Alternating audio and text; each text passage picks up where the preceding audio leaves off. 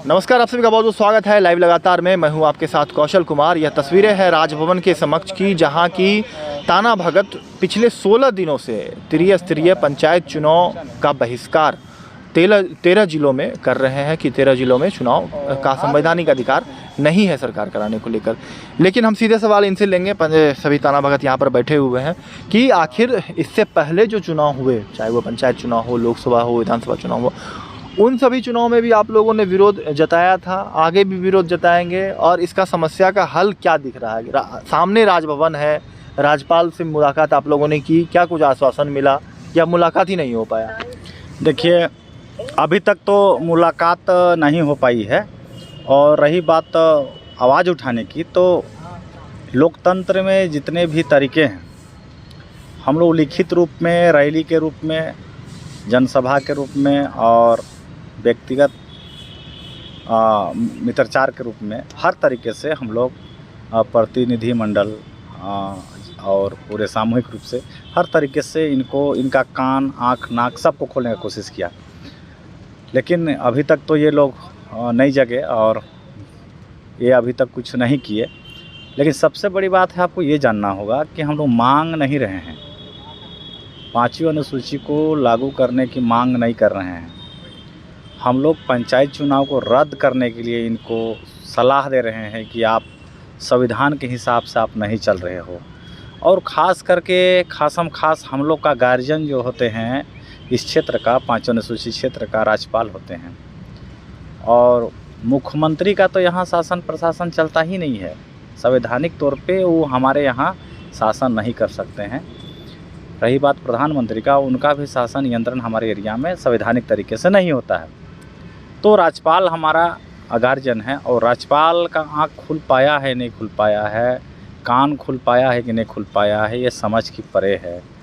हम लोग जब उनके गेट के नीचे 15-16 दिन से हम लोग लगे हैं, रैली भी 16 जनवरी को हम लोग किए थे।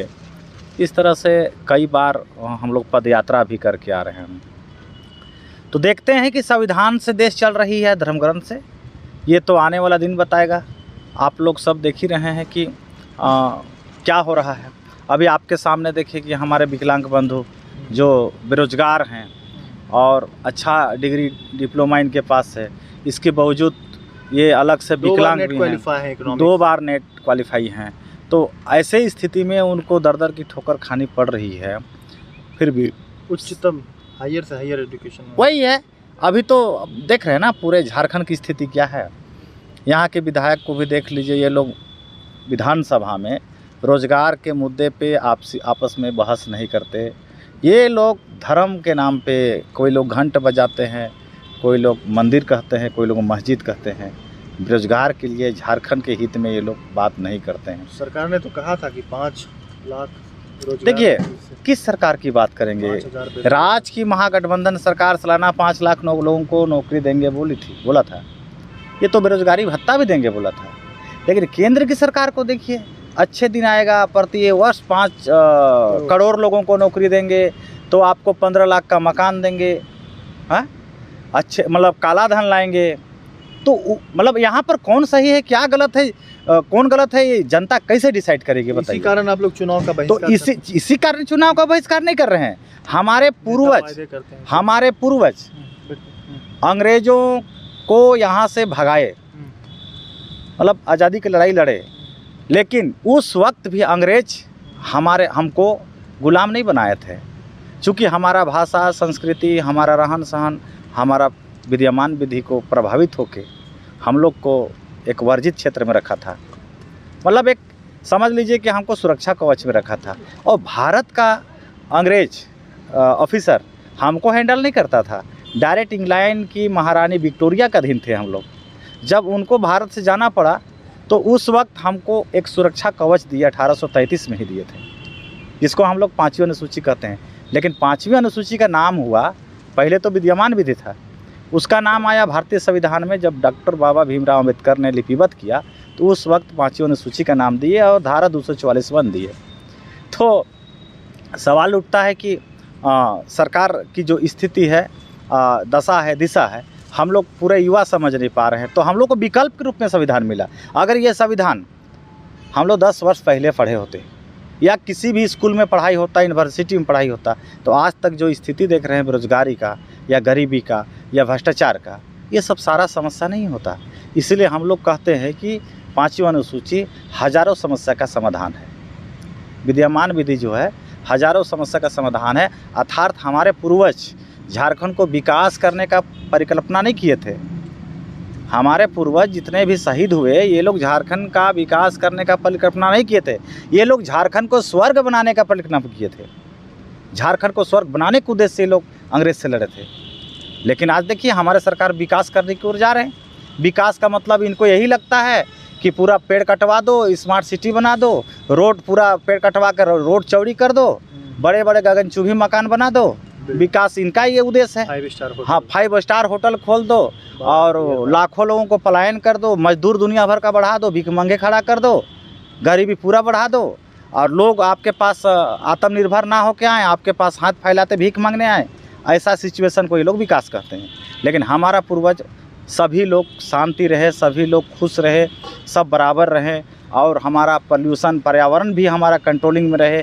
हम 100 साल 150 साल रणनीति यहाँ से क्या संदेश देंगे आप लोग? देखिए, यहाँ से हम लोग हज़ारों समस्या का समाधान करने के लिए चले हैं।